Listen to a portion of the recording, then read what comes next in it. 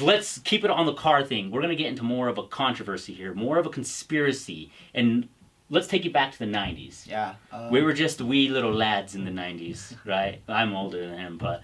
So apparently in the 90s, GM, since we're on the GM thing, GM had a vehicle, an electric vehicle, fully electrical. Fully electric, 100%. And they had, and I guess they leased them out in California, and they had charging bays throughout the state. And the car was called the EV1. EV1, yeah. So this car, kind of how it worked, GM decided, you know, let's make an electric car. They leased this car out. To a lot of people, yeah. A lot of people, and I mean, they loved them. I mean, they were getting good feedback from it. It was a good electric car. I think it got somewhere in the 40s. 40 hours? 48 hours or something. Something like that, yeah. And, the thing with it is, and this is what's the controversial thing, and there's actually a documentary on it called Who Killed the Electric Car. It's really awesome to watch. But so what happened is these cars were leased out. And a lot, I guess, people, they were paying like $300, $400 a month to have them.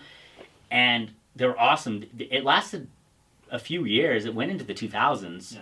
And out of nowhere, GM decided to cut it completely. Took them all back and smashed them. Literally took them all back and smashed them all in a junkyard and got rid of them as if they never wanted people to ever see them or to know that they existed. Yeah.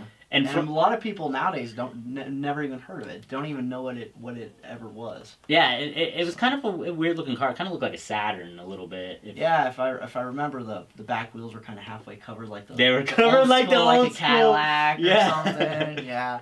Yeah. It was pretty cool. I don't know why they would get rid of it. Like the thing with like as mankind, we want to progress, right?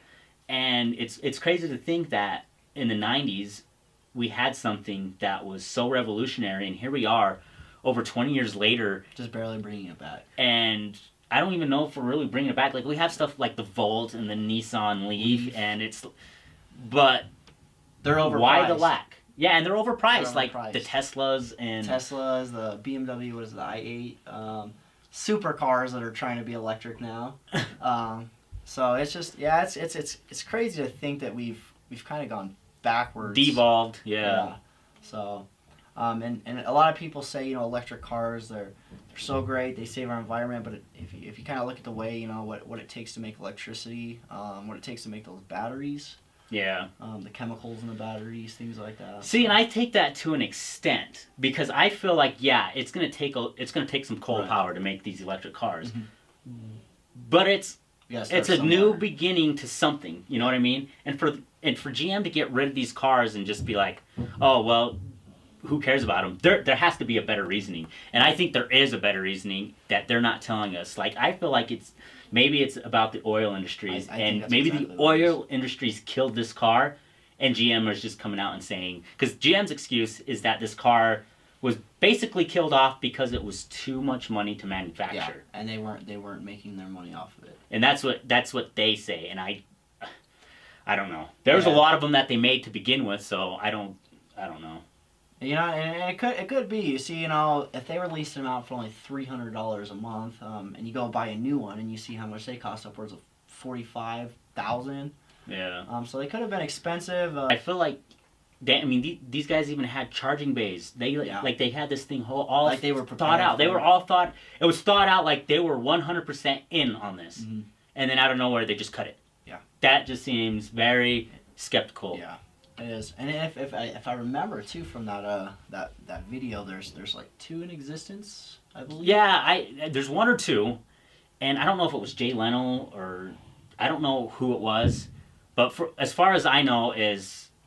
We don't know if it runs or not. We don't know if it's just a shell of a car. I think 1 was Jay Leno. I don't know. It was something like that, and 1 was just donated to a museum. Yeah, I think 1 was definitely in a museum, if I remember. That's the one I remember. That's the one. It wasn't a museum, and I'm it's not 1 sure or 2. Where, but that's the thing. Like, they could just be shells. Yeah. GM could have gutted it, and it's just a possibility, or yeah. That's so. A possibility. So. Anyways, you guys should check out that documentary. Again, it's called "Who Killed the Electric Car," and like I said.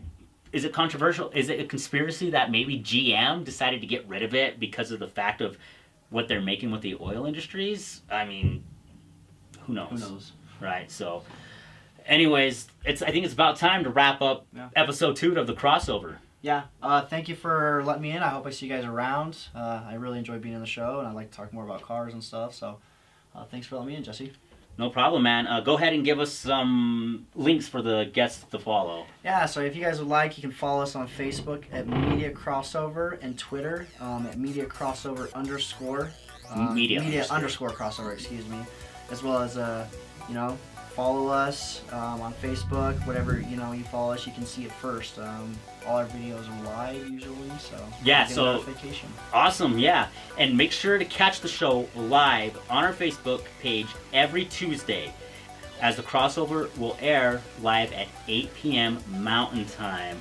We will most likely have our MCE block of programming airing throughout the day leading up to the show, but this show will air at 8 p.m. Mountain Time. So, until then, I'm Skylar Trent. And I'm Jesse Valdez, plugging you into everything that matters. Thank you for watching.